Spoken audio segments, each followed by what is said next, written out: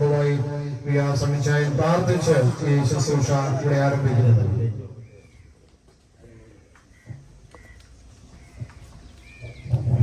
കരുണാസമനായ ദൈവമേ, സ്വർഗ്ഗീയ പിതാവേ, ഉച്ചഴിഞ്ഞ് സ്നേഹിതനായ കർത്താവേ, യാത്ര ചെയ്ത് ഈ ദേശത്ത് കടന്നു വരുവാനും അങ്ങയുടെ മാറ്റമില്ലാത്ത തിരുവചനം ദേശത്തോട് വിളിച്ചറിയിപ്പാൻ നിങ്ങളെ സഹായിച്ചല്ലോ കർത്താവെ. അതിനാൽ നിങ്ങളെ കൂട്ടിക്കൊണ്ടുവന്ന ദയക്കായി കൃപയ്ക്കായി സ്തോത്രം ചെയ്യുന്ന വഴിയ ന്യായവിധിയിൽ നിന്ന് ജീവിതങ്ങൾ രക്ഷപ്പെടേണ്ടെങ്കിൽ അവരുടെ തിരുവചനം ഇവിടെ സംസാരിപ്പാൻ നക്ഷത്രന്മാരെ കരങ്ങളെ ഏൽക്കുന്നത് കർത്താവെ. കേൾക്കുന്ന വചനങ്ങൾ ആർക്കും നഷ്ടമാകാതെ അനുഗ്രഹവും വിടുതലുമായി തീരുവാൻ സ്വർഗം ഇടപെടണമെന്ന് പ്രാർത്ഥിക്കുന്നു. പ്രാർത്ഥന കേട്ട ദൈവത്തെ സ്തുതിക്കുന്ന യേശുക്രിസ്തുവിന്റെ നാമത്തിൽ തന്നെ.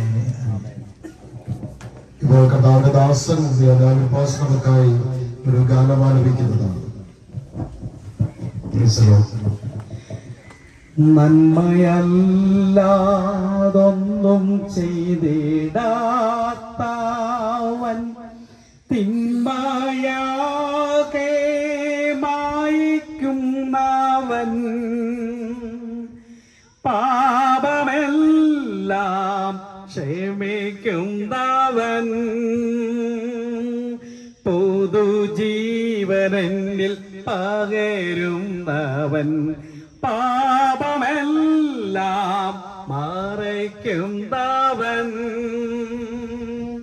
പുതുജീവനിൽ പകരുന്നവൻ യേശു യേശു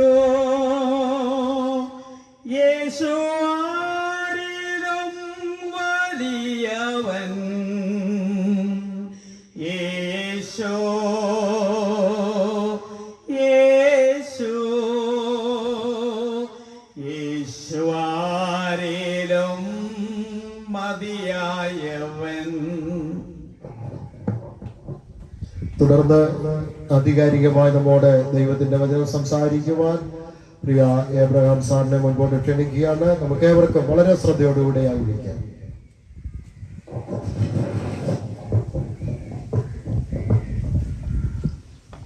അടുത്തും അകലങ്ങളിലുമായി ഈ ശബ്ദപരിധിക്കുള്ളിൽ വരുന്ന ഞങ്ങൾ ബഹുമാനിക്കുന്ന, ആദരിക്കുന്ന, സ്നേഹിക്കുന്ന കുട്ടനാടൻ ദേശനിവാസികൾക്ക് 2000 വർഷങ്ങൾക്കപ്പുറത്ത് മാനവകുലത്തിന്റെ രക്ഷയ്ക്കായി കാൽവറിയിൽ തകർക്കപ്പെട്ട ധന്യനായ ശ്രീ യേശുക്രിസ്തുവിന്റെ നാമത്തിൽ ഞങ്ങളുടെ സ്നേഹാദരവ് അറിയിക്കുകയാണ്.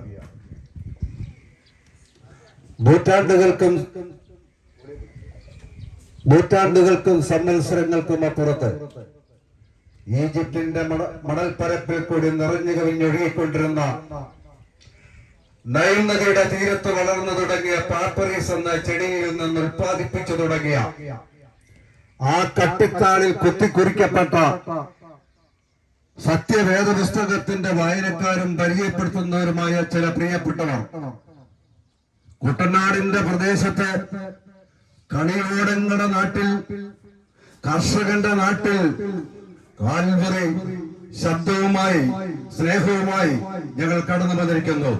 നിങ്ങളുടെ വിലപ്പെട്ട ശ്രദ്ധയെ ഞങ്ങൾ ക്ഷണിച്ചുകൊള്ളുകയാണ്. ഞങ്ങൾക്കിവിടെ പരിചയപ്പെടുത്തുവാനുള്ളത് ഞങ്ങളെയല്ല, ലോകത്തുള്ളവരെ ആരെയുമല്ല, ഒരു VVIPകളെയുമല്ല. ഞങ്ങളൊരാളെ ഇവിടെ പരിചയപ്പെടുത്തുകയാണ്. 2000 വർഷങ്ങൾക്കപ്പുറത്ത് ബേത്ലഹേമിന്റെ തെരുവിൽ ഒരു രാത്രിയുടെ ഏകാന്തതയിൽ ഒരു കുഞ്ഞിന് ജനിക്കേണ്ട ആവശ്യമുണ്ടായിരുന്നു. ആ കുഞ്ഞിന് ജനിക്കുവാൻ മുട്ടാത്ത വാതിലുകളില്ല. ഒരിടവും ഒരു സ്ഥലവും ആ കുഞ്ഞിന് ജനിക്കുവാൻ കിട്ടിയില്ല. അവസാനം ഇതാ വഴിയരികിൽ ആരോരുമില്ലാത്തടത്ത് ആ ചോരക്കുഞ്ഞ് പറന്നു വീണു. ഞാനൊന്ന് പറയുകയാണ്, തീർച്ചയായിട്ടും ആ ജനിച്ച കുഞ്ഞ് പാവപ്പെട്ടവന്റെ കുടിലായിരുന്നുവെങ്കിൽ, പണക്കാരന്റെ കുടിലായിരുന്നുവെങ്കിൽ ഇതെല്ലാം ചേരിതിരിഞ്ഞു മാറി നിന്ന കുഞ്ഞിനെ ഒന്ന് അന്വേഷിച്ചേന്. ഇല്ല, അതാ തെരുവിൽ ജനിച്ച് എങ്ങും കിടക്കുവാൻ സ്ഥലമില്ലായിരുന്നു, കിടത്തുവാൻ സ്ഥലമില്ലായിരുന്നു, താലോലിക്കുവാൻ ആരുമില്ലായിരുന്നു. അതാ കാലിത്തൊഴുത്തിൽ കാലിത്തൊഴുത്തിൽ പൂജാതനായി ശീലകൾ ചുറ്റിക്കിടക്കുന്ന ശിശു ആരെന്നല്ലേ നമുക്ക് നോക്കാം. സാമ്രാജ്യങ്ങൾ എഴുന്നേറ്റു, സാമ്രാട്ടുകൾ എഴുന്നേറ്റു. ആ പിഞ്ചു പൈതലിനെ തകർക്കുവാൻ വേണ്ടിട്ട് ഇല്ല. ആ പിഞ്ചു പൈതലിന്റെ ഈ ഭൂമിയിൽ നിന്ന് മാറ്റപ്പെടുവാൻ സമയമായില്ല. അങ്ങനെ ബേത്ലഹേമിൽ ജനിച്ച് നസറത്തിൽ വളർന്ന് പലസ്തീനായിൽ കൂടി നന്മ ചെയ്ത് കടന്നുപോയ അന്തർക്ക് കാഴ്ചയായി, ചെകിടർക്ക് നാദമായി, അടിച്ചമർത്തപ്പെട്ടവർക്കെല്ലാം സ്വാതന്ത്ര്യമായി. അതാണ് ഞാനിവിടെ പരിചയപ്പെടുത്തുന്ന ലോകരക്ഷകനായ യേശു. ആ യേശു ജനിച്ചില്ലായിരുന്നുവെങ്കിൽ, ആ യേശു നല്ല വർത്തമാനം പറഞ്ഞു തന്നില്ലായിരുന്നുവെങ്കിൽ, ഒരു നല്ല പാഠം ലോകത്തിന് തന്നില്ലായിരുന്നുവെങ്കിൽ, ഈ നിൽക്കുന്ന ഞാൻ എന്ന വ്യക്തി ഒരുപക്ഷെ അന്ധകാര ജീവിതത്തിലേക്കായി പോയിരുന്നേനെ. ഞാനും ഇതുപോലുള്ള തെരുക്കളിൽ നിന്നുകൊണ്ട് എവിടെയൊക്കെയോ കേട്ട ദൈവവചനം എന്റെ ഉള്ളിൽ അത് നാമ്പെടുക്കുവാൻ തുടങ്ങി.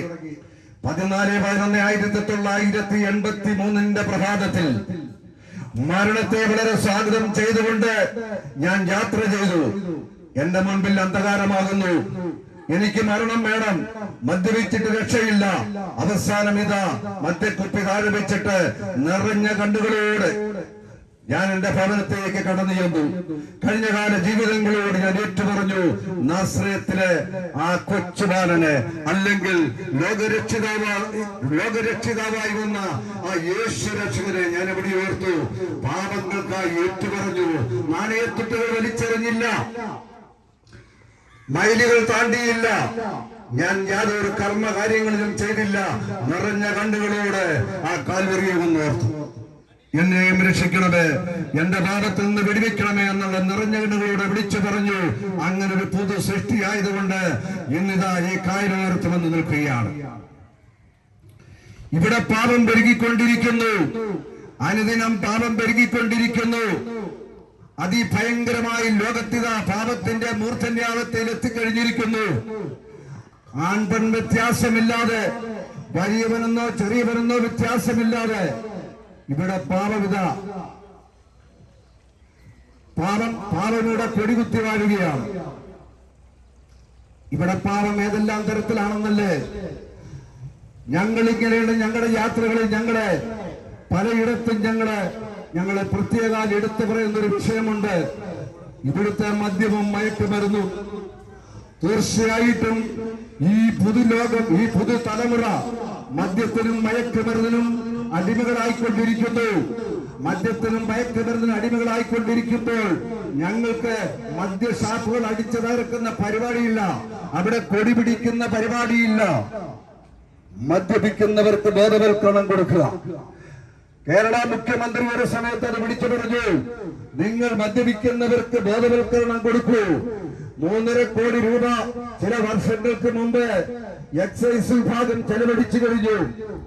ഞങ്ങളും ബോധവൽക്കരണമായി ഗ്രാമാന്തരങ്ങളിലൂടെ എല്ലാ പട്ടണങ്ങളിലും വീതികളിലുമൊക്കെ ഞങ്ങൾ കടന്നു ചെന്നുകൊണ്ട് ഞങ്ങളുടെ അസ്ഥിക്കസ്ഥി, ഞങ്ങളുടെ മാംസത്തിന് മാംസവുമായ സഹോദര വർഗങ്ങളോട് അരുത് കുഞ്ഞ്, അരുത് കുഞ്ഞ്, അരുത്, അരുത്, മദ്യം നിങ്ങളെ കൊല്ലും, മദ്യം നിങ്ങളുടെ ബാലൻസ് തെറ്റിക്കും.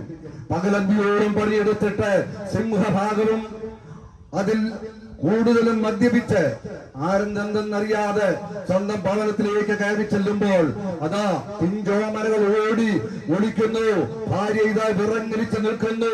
എന്ത് മദ്യം കൊണ്ട് നിങ്ങൾക്ക് നേടുവാനുള്ളത്? മദ്യം നിങ്ങളെ കൊല്ലും. മദ്യം വേണ്ട, ഈ പുതു തലമുറയ്ക്ക് മദ്യം വേണ്ട. ഞാനൊന്ന് എടുത്തു പറയട്ടെ കുഞ്ഞ്,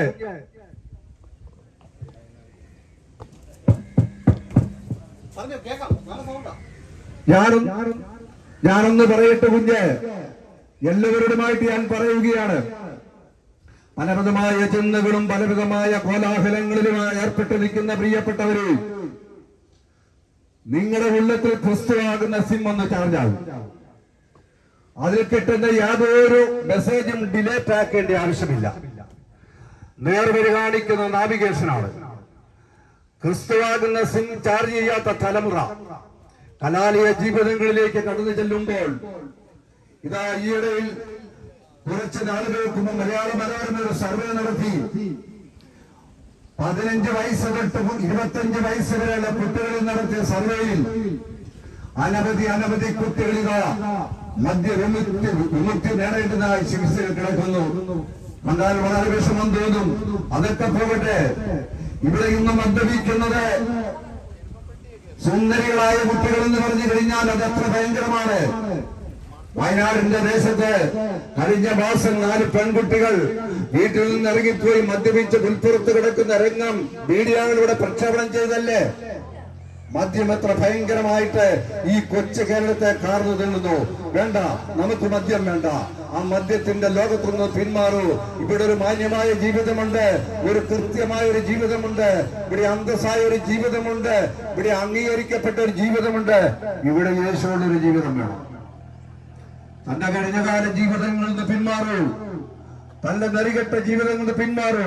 ഒരു പുത്തൻ ജീവിതത്തിനുടമകളായിത്തീരും. ലോകത്തിന്റെ വിവിധ ഇടങ്ങളിലായി കോടാനുകോടി ജനങ്ങൾ ഇന്നത് ഈ യേശുവിനെ പാടിപ്പോഴ്ത്തുന്നു. കാരണം എന്താണ്? ഇതുപോലെ പെരുക്കൾ തോറും ഞങ്ങളെ പോലുള്ള അനവധി ജീവിതങ്ങൾ വിളിച്ചു പറഞ്ഞുകൊണ്ടിരിക്കുന്നു. ഈ തിരുവചനത്ത് വല്ല ശക്തിയുമുണ്ടോ? തിരുവചനത്തിന്റെ പ്രാധാന്യം കേൾക്കണമെങ്കിൽ അതൊരു ഭയങ്കരമായ വിഷയം തന്നെയാകുന്നു. ലഘുലേഖ കൊടുക്കുന്നു, മൈക്കിൽ കൂടി വിളിച്ചു പറയുന്നു, പോരാ. അതിനപ്പുറത്തൊരു സംഭവമുണ്ട്. ചില വർഷങ്ങൾക്കപ്പുറത്ത് ദക്ഷിണ കൊറിയയിൽ സോൾ എന്ന് പറഞ്ഞ സ്ഥലത്ത് ഒരു ബുദ്ധമതക്കാരനായ വ്യക്തിയെടുത്ത് ഒരു 14 വയസ്സുള്ള ഒരു ബാലിക ഇന്ന് ഞങ്ങൾ പോകുന്ന പോലെ ലഘുലേഖയുമായി കടന്നു ചെന്നപ്പോൾ ആ പിഞ്ചു കുഞ്ഞിനെ ആട്ടി ഓടിച്ചു. ഇല്ല, പല പ്രാവശ്യം കടന്നു ചെന്നു. ഒരു പ്രാവശ്യം ചെന്നപ്പോൾ ആ ലഘുലേഖ വായിക്കുവാൻ തുടങ്ങി. രക്തം തൊട്ടുന്ന ഒരു രോഗമുള്ള ഒരു വ്യക്തിയായിരുന്നു ആ ബുദ്ധമതക്കാരൻ. അത് ലോകമറിഞ്ഞ വായിച്ച വ്യക്തിയാണ് പോൾ യോഗിച്ചോയി. ആ ലഘുലേഖ പുള്ളിയെ തൊട്ടു, ജീവിതം ആരംഭിച്ചു. യേശുവിനെ കുറിച്ച് പഠിക്കുവാൻ തുടങ്ങി. ദക്ഷിണ കൊറിയയിൽ 9 ലക്ഷം ജനങ്ങളുള്ള ലോകത്തിലെ ഏറ്റവും വലിയ പെന്തക്കോസ്ത് പ്രസ്ഥാനമായി തീർന്നു. ഈ സുവിശേഷത്തിന് വല്ല ശക്തിയുമുണ്ടോ? ഈ സുവിശേഷം എവിടെ കടന്നു ചെല്ലുന്നുവോ, ഏത് സ്ഥലത്ത് കടന്നു ചെല്ലുന്നു, അവിടെയെല്ലാം ശക്തിയുണ്ട്. അവിടെയെല്ലാം നാം എടുക്കുന്ന ജീവിതങ്ങൾ ചില കനി അപകടങ്ങളിലേക്ക് നമ്മള് ആ കനി അപകടങ്ങളൊന്നും പറഞ്ഞു തീർത്താ പോരാ.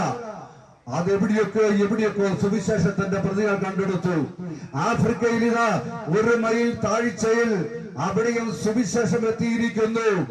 ആകാശത്തോടെ സഞ്ചരിക്കുന്ന വിമാനത്തിൽ ഇതാ സുവിശേഷം പറഞ്ഞുകൊണ്ടിരിക്കുന്നു. അന്തർവാഹിനിയിൽ സുവിശേഷം അറിയിച്ചുകൊണ്ടിരിക്കുന്നു.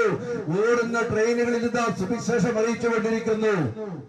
ഞങ്ങളും നിങ്ങളുടെ അടുത്തേക്ക് വന്നിരിക്കുകയാണ്. നിങ്ങളൊന്ന് സുവിശേഷം കേൾക്കണം. സുവിശേഷം കേട്ടിട്ടില്ലാത്തവർ കേൾക്കണം. പ്രിയപ്പെട്ടവരെ, അത് നിങ്ങൾ സ്വീകരിക്കേണ്ട ആവശ്യമുണ്ട്. ഞങ്ങൾ ഇത്രയും തൊണ്ടുപെട്ടി പറയുന്നത് എന്താണെന്ന് ചോദിച്ചാൽ കാലം അതിന്റെ അന്ത്യത്തിലേക്ക് ബന്ധപ്പെട്ടുകൊണ്ടിരിക്കുകയാണ്. ഞങ്ങൾക്ക് ഇവിടെ വാക്കുകൾ അധികം ദീർഘിപ്പിക്കുന്നില്ല. 1-2 കാര്യങ്ങൾ തൊട്ടിട്ട് ഞാൻ നിർത്തിക്കൊള്ളാം. 21-ാം നൂറ്റാണ്ടിൽ എത്ര നാളുണ്ട് എന്നുള്ളത് ഒരു വ്യക്തിക്ക് പോലും പറയുവാൻ നിവൃത്തിയില്ല. തിരുവചനത്തിന്റെ വള്ളി പുള്ളി ഇവിടെ കൃത്യമായി ഇതാ നിറവേറിക്കൊണ്ടിരിക്കുന്നു. ഇവിടുത്തെ സകല മീഡിയകളും അത് പ്രക്ഷേപണം ചെയ്തു കഴിഞ്ഞു.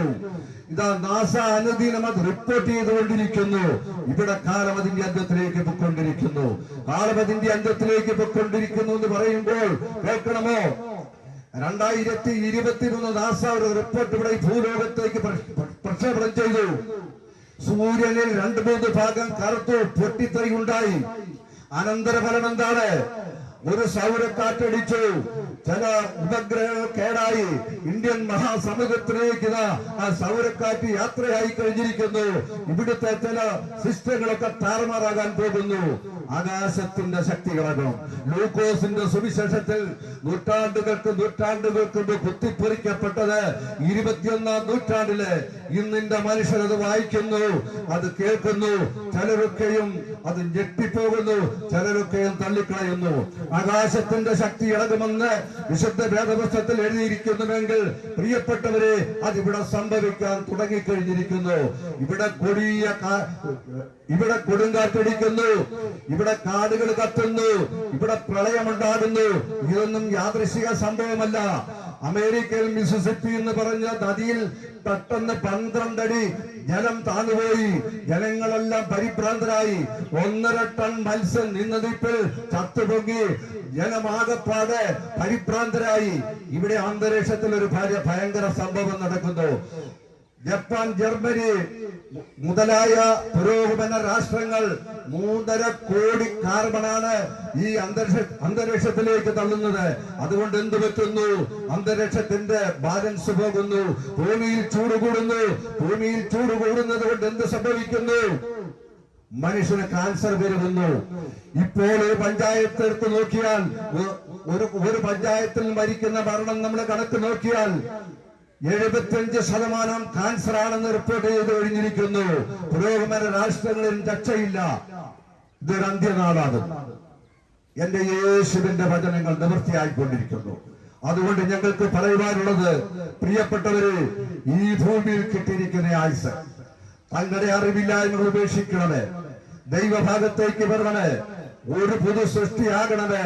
ഇതാകുന്നു ഞങ്ങൾക്ക് ഉച്ചസമയത്ത് വിളിച്ചു പറയുവാനുള്ളത്. അങ്ങനെ വന്നവരിതാ കോടാനുകോടി ജനങ്ങൾ ഈ ഭൂമിയുടെ ഇതര ഭാഗങ്ങളിതാ കൈകൊട്ടി ആരാധിക്കുന്നു, ദൈവത്തെ അന്വേഷിക്കുന്നു. ഞാനൊരു പ്രത്യേക വിഷയം കൂടി പറഞ്ഞുകൊള്ളട്ടെ. മദ്യത്തിനും മയക്കുമരുന്നിനും അടിമപ്പെട്ട ജീവിതങ്ങൾ നമ്മുടെ കൊച്ചു കേരളത്തിൽ താറുമാറായിക്കൊണ്ടിരിക്കുമ്പോൾ സാധുക്കളായ ദൈവദാസന്മാർ ഇതാ എന്തും വരട്ടെ എന്നും പറഞ്ഞ് ഓരോ വീടുകൾ തോറും കയറി ഇറങ്ങുമ്പോൾ ഈ നിൽക്കുന്ന ഞങ്ങളെ പോലെ അതാ നമുക്ക് പോകാം തിരുവനന്തപുരത്ത് ചെങ്കൽച്ചുള എന്ന് പറഞ്ഞ സ്ഥലങ്ങളിലേക്ക്. ചെങ്കൽച്ചുളയിൽ സംഭവിച്ച എന്താണെന്ന് കേൾക്കട്ടെ. 24 മണിക്കൂറും അവിടെ അടിപിടി അക്രമങ്ങളും വാറ്റിയാരായവും മാരകായുധങ്ങളുമായിരുന്ന ചെങ്കൽച്ചുള, പ്രിയപ്പെട്ടവരെ, ഇന്നൊന്ന് ശ്രദ്ധിക്കൂ. ഡസൻ കണക്കിന് യുവാക്കൾ ഈ വേദപുസ്തകം എടുത്തുകൊണ്ട് ഇതാ തെരുവിലിറങ്ങിക്കഴിഞ്ഞു. കൺവെൻഷൻ സ്റ്റേജുകളിൽ അവർ പാടുന്നു. തിരുവചനത്തിന് വല്ല പ്രാധാന്യമുണ്ടോ, വല്ല ജീവനുമുണ്ടോ? ഓട്ടെ, നമ്മൾ മുതിർന്ന ആൾക്കാർക്ക് അത് മനസ്സിലാകും. ഒരു കാലത്ത് കേരളത്തെ കിടുകിട വിറപ്പിച്ച നക്സൽ പ്രസ്ഥാനത്തിന്റെ നേതൃത്വങ്ങളിൽ ആരെങ്കിലുമൊക്കെ ഈ വിശുദ്ധ വേദപുസ്തകം വായിക്കുവാൻ തുടങ്ങി. ആരെന്നല്ലേ കേൾക്കണമോ? ബോംബുണ്ടാക്കുവാൻ മിടുക്കനായ വെള്ളത്തുവൽ സ്റ്റീഫൻ ഇതാ വേദപുസ്തകം വായിക്കുവാൻ തുടങ്ങി. നല്ല അനുഗമിക്കാൻ കൊള്ളാമെന്ന ഒരു ഗുരു അങ്ങേര് പറഞ്ഞതാണ്. വേദപുസ്തകം വായിക്കുന്നത് എങ്ങനെയാണ്? ജയിലിൽ പ്രിയപ്പെട്ടവൻ കിടന്നപ്പോൾ വേദപുസ്തകത്തിന്റെ താള് വലിച്ചേറി ഉമ്മിക്കരി പൊതിഞ്ഞ വ്യക്തി ഇന്നതും മാറോട് അണച്ചുകൊണ്ട് ലോകത്തിന്റെ വിവിധ ഭാഗങ്ങളിലേക്ക് സഞ്ചരിക്കുന്നു. സുവിശേഷത്തിന് വല്ല ശക്തിയുമുണ്ടോ? ഇതാണ് ഞങ്ങളുടെ അസ്ഥിക്കസ്യം. ഞങ്ങളുടെ മാംസത്തിന് മാംസമായ സഹോദര വർഗങ്ങളോട് ഞങ്ങൾ ഇതിന് ശക്തവും വ്യക്തമായി സംസാരിക്കുന്നത്. വരൂ, യേശുവിലേക്ക് വരൂ. യേശുവാണ് നിങ്ങൾക്ക് സ്വാതന്ത്ര്യം തരുന്നത്. യേശുവാണ് നിങ്ങളെ രക്ഷിക്കുന്നത്. എത്രയോ താറുമാറായ ഭവനങ്ങൾ, എത്രയോ പൊട്ടിയ കണ്ണികൾ, ഇതൊക്കെയും കൂട്ടിച്ചേരുവാൻ, ജയത്തിന്റെയും ഉല്ലാസത്തിന്റെയും ഘോഷസ്വരം അവിടെ വരുവാൻ ഞങ്ങളെ പോലുള്ള ആയിരം പ്രവർത്തകർ ഇതാ നാടെങ്ങും ചുറ്റി സഞ്ചരിക്കുകയാണ്. ഈ സത്യ സുവിശേഷം കൊടുക്കുകയാണ്. പ്രിയപ്പെട്ടവരെ, ഞാൻ വളരെ പെട്ടെന്ന് പറഞ്ഞു നിർത്തട്ടെ. എനിക്ക് എത്രയും എടുത്തു പറയേണ്ട വിഷയം ഈ വേദപുസ്തകത്തിന്റെ പ്രവചന നിവൃത്തി അതെത്ര ഭയങ്കരമായി നിറവേറുന്നു എന്നുള്ളതാണ്. ആകാശത്തിന്റെ ശക്തി ഇളകുമെന്ന് ലൂക്കോസ് സുവിശേഷത്തിൽ പറഞ്ഞുവെങ്കിൽ അത് സംഭവിക്കുന്നു. അത് ഏതെല്ലാം തരത്തിലാണ്? നക്ഷത്രങ്ങളിതാ ഇരുണ്ടു തുടങ്ങി. നാസ റിപ്പോർട്ട് ചെയ്തു, അവർക്ക് കയ്യും കെട്ടി നിൽക്കാൻ പറ്റുന്നില്ല. അവരിതിന്റെ തെളിവ് നിവർത്തിച്ചുകൊണ്ടിരിക്കുന്നു. ചില നക്ഷത്രങ്ങളെല്ലാം അത് കറുത്തു കഴിഞ്ഞ് ഭൂമിയെ വലിച്ചെടുക്കുവാൻ ശക്തിയുള്ള നക്ഷത്രങ്ങൾ. വല്ല തെളിവുമുണ്ടോ? ഉണ്ട്. വെളിപാട് പുസ്തകം 6-ാം അധ്യായത്തിലേക്ക് നമുക്ക് ചെല്ലാം. അത്തിവൃക്ഷം പെരുങ്കാറ്റ് കൊണ്ടുലഞ്ഞിട്ട് കായ് ഭൂമിയിൽ വീഴുമ്പോൾ ഇതാ നക്ഷത്രങ്ങൾ വീഴാൻ പോകുന്നു എന്ന് ദൈവവചനം പറഞ്ഞുവെങ്കിൽ ഇതിവിടെ സംഭവിക്കാൻ ഇവിടെ ഉദ്ഘാടനം ചെയ്തു കഴിഞ്ഞു. അന്തരീക്ഷത്തിൽ അനവധി ഗ്രഹങ്ങളിതാ നാഥനില്ലാതെ കറങ്ങിക്കൊണ്ടിരിക്കുന്നു. അടുത്ത ഇടയിലിതാ ഈ ചില ഗ്രഹങ്ങളെ കത്തിച്ചു കളഞ്ഞ അന്തരീക്ഷത്തിൽ വെച്ച് അങ്ങനെ ഇവിടെ ഏതെല്ലാം തരത്തിൽ ഇവിടെ ബാലൻസ് തെറ്റിക്കൊണ്ടിരിക്കുന്നു. ചൂട് കൂടുന്നത് യാദൃശിക സംഭവമല്ല. ഈ നൂറ്റാണ്ടിൽ 1.5 ഡിഗ്രി ചൂട് കൂടുന്ന ദൈവവചനത്തിന്റെ അടിസ്ഥാനത്തിൽ നമുക്ക് കേൾക്കാം, മനസ്സിലാക്കാം. ശാസ്ത്രജ്ഞന്മാർ ഇന്നത് ഇതും മാറോടച്ചവര് പഠിച്ചുകൊണ്ടിരിക്കുകയാണ്. കാലം അതിന്റെ അന്ത്യത്തിലേക്ക് കടന്നു വന്നുകൊണ്ടിരിക്കുന്നു. കാലം ഒരു വല്ലാത്ത അവസ്ഥയിലേക്ക് നീങ്ങിക്കൊണ്ടിരിക്കുന്നു. അതുകൊണ്ട് ഞങ്ങൾക്ക് പറയുവാനുള്ളത്, സുവിശേഷത്തിന് ശക്തിയുണ്ട്. സുവിശേഷത്തിലേക്ക് കടന്നു വരൂ പ്രിയപ്പെട്ടവരെ. അത് നമ്മളെ ധന്യരാക്കും, നമ്മളെ ദേശത്ത് മാന്യമുള്ളവരാക്കി തീർക്കും. സുവിശേഷത്തിന് കീഴ്പ്പെടൂ.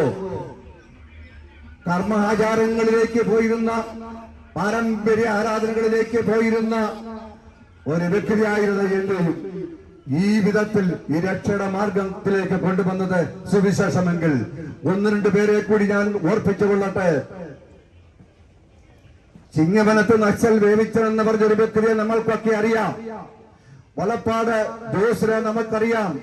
ആലപ്പുഴ ആൽബിനെ നമുക്കറിയാം. മുഹമ്മദ് ചന്ദ്രനെ നമ്മൾ കേട്ടിട്ടുണ്ട്.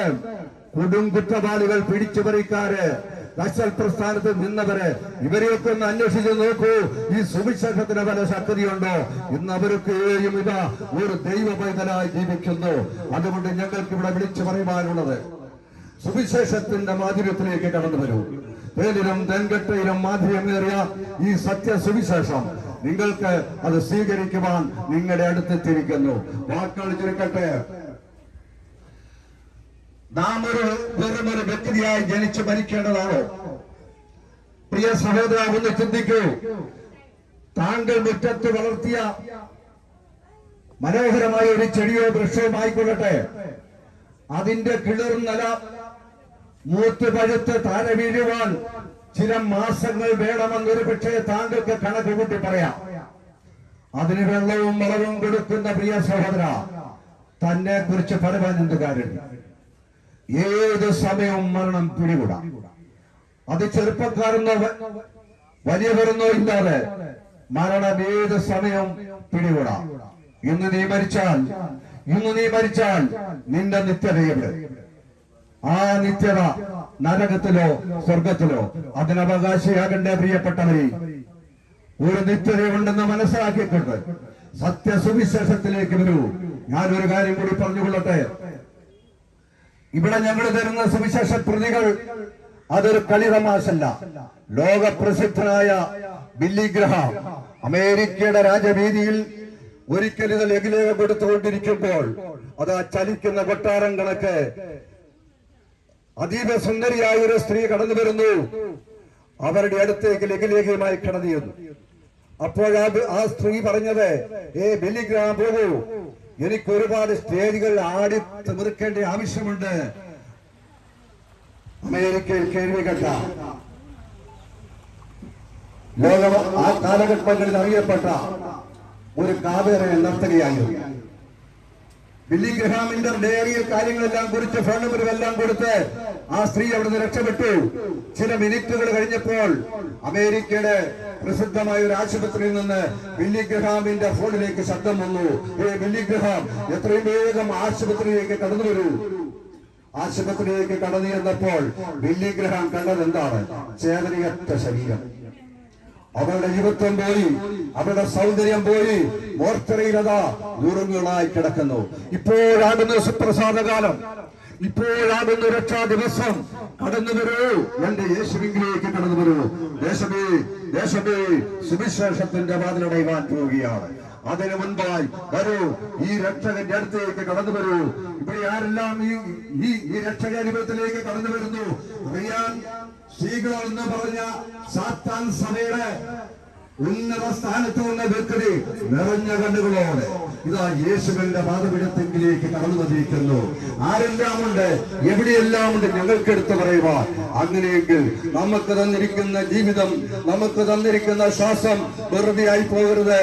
മരണാനന്തര ജീവിതത്തിന് ശേഷം ഒരവസ്ഥയുണ്ട്. ഞാൻ എന്റെ വിശ്വാസ ജീവിതത്തിൽ വിശ്വാസത്തിൽ നിന്ന് പിന്മാറുവാൻ പോയിരിക്കുന്ന സമയത്ത് ഈ സംശയങ്ങളുമായിട്ടിരിക്കുമ്പോൾ ഒരു വീട്ടിൽ വെച്ച് ഞങ്ങൾ പ്രാർത്ഥന കൂടിക്കൊണ്ടിരിക്കുമ്പോൾ 8 പേര് ഇരിക്കുന്ന വീട്ടിൽ ഞങ്ങൾ 8 പേരും കേട്ട ഒരു ശബ്ദമാണ് എന്റെ കാതിൽ നിന്നും മുഴങ്ങുന്നു. മരണാനന്തര ജീവിതത്തിൽ ഒരവസ്ഥയുണ്ട്. ആ ശരീരമാണ് ഇന്ന് ഈ കായലോരത്ത് നിൽക്കുവാൻ ഈ സാധുവിനെ നിർത്തിയിരിക്കുന്നത്. അതുകൊണ്ട് കടന്നു വരൂ, സമയമധികമില്ല. ഈ ധന്യമായ നിമിഷങ്ങളിലേക്ക്, ഈ അനുഗ്രഹിക്കപ്പെട്ട ഈ ക്രിസ്തീയ ജീവിതത്തിലേക്ക് യേശുവുള്ളവനായി മരിക്കൂ, യേശുവുള്ളവനായി ജീവിക്കൂ, ദേശത്തൊരു മാന്യമായി ജീവിക്കൂ. അതുകൊണ്ട് 2000-ൽ പരം വർഷങ്ങൾക്കപ്പുറത്ത് ഗോൽഗോൽഥാ കുന്നിൻ മുകളിൽ 3 നാളിന്മേൽ ക്രൂശിതനായ യേശു മരിച്ചടക്കപ്പെട്ട് 3-ാം നാൾ അരുമത്തിയിലെ ജോസഫിന്റെ കടമാങ്ങിയ കല്ലറ യാതൊരു ബാധ്യതയുമില്ലാതെ തിരികെ കൊടുത്തുകൊണ്ട് മരണമേ നിന്റെ ജയം എവിടെയെന്ന് ചോദിച്ച ആ യേശുനാഥൻ മടങ്ങി വരുവാൻ പോകുന്നു. അതിന്റെ ലക്ഷണങ്ങൾ പറഞ്ഞാൽ ഇന്ന് ഈ കായലേർത്ത് ഞങ്ങൾക്ക് പോകാൻ സമയം കിട്ടില്ല. അതുപോലെ ഞങ്ങളുടെ ഉള്ളിലുണ്ടത് യേശു മടങ്ങി വരാൻ പോകും. ഈ മടങ്ങി വരുന്ന യേശുവിനെ അത് ഹൃദയത്തിൽ സ്വീകരിക്കൂ. നീ ആരായിരുന്നാലും, പണക്കാരനായിരുന്നാലും പാവപ്പെട്ടവനായിരുന്നാലും എന്റെ യേശുവിനെ സ്വീകരിക്കൂ. ഒന്ന് ശ്രദ്ധിക്കൂ പ്രിയപ്പെട്ടവര്. 2018 ഇവിടെ ഒരു വലിയ പ്രളയം വന്നില്ലേ? ഞാനാണ് വലിയവൻ, ഞാനാണ് വലിയ പുള്ളി, എന്റെ വെട്ടി നിറച്ച് നോട്ടുണ്ട്, എന്റെ മുറ്റത്ത് കാറുണ്ട്, എന്റെ വാതുക്കൽ പട്ടിയുണ്ട്. ഇതൊക്കെ പറഞ്ഞു നടന്ന അലങ്കരിച്ച ഒരു കാലഘട്ടം. ഹിന്ദുവെന്നോ മുസൽമാനെന്നോ ക്രിസ്ത്യാനിയെന്നോ ഇല്ല, ആണെന്നോ പെണ്ണെന്നോ ഇല്ല, ഇവിടെ ദരിദ്രനോ ധനവാനെന്നോ ഇല്ല, നീയെന്നോ ഞാനെന്നോ ഇല്ല. നമ്മളാകുന്ന മനുഷ്യർ മാത്രം നിസ്സഹാരായി നോക്കുന്ന 2018. ഞാൻ അങ്ങനെ പോയി കഴിഞ്ഞാൽ ഇത് നീണ്ടുപോകുന്നോണ്ട് ഞാൻ നിർത്തുകയാണ്. ഇവിടെ എന്റെ യേശുവരുമാൻ സമയമായി. ആകാശത്തിൽ ലക്ഷണം കാണിക്കുന്നു, ഭൂമിയിൽ ലക്ഷണം കാണിക്കുന്നു, കാലാവസ്ഥയിലെല്ലാം ലക്ഷണം കാണിക്കുന്നു, മനുഷ്യന്റെ സ്വഭാവത്തിൽ ലക്ഷണം കാണിക്കുന്നു. എല്ലാം ഒന്നുപോലെ തിരുവചന യാഥാർത്ഥ്യം വിളിച്ചു പറയുമ്പോൾ എല്ലാവരെയും ആ കാൽവറി ക്രൂശിന്റെ ചുവട്ടിലേക്ക് ഈ എളിയ സഹോദരൻ വിനയപൂർവ്വം ക്ഷണിച്ചുകൊണ്ട് ഇത്രത്തോളം ഈ ശബ്ദത്തിന്റെ പരിധിയിൽ വന്ന എല്ലാവരെയും സ്നേഹാദരവോടെ എന്റെ വാക്കുകൾക്ക് അവസാനം പറയുന്നു. അഭിവാദനങ്ങൾ.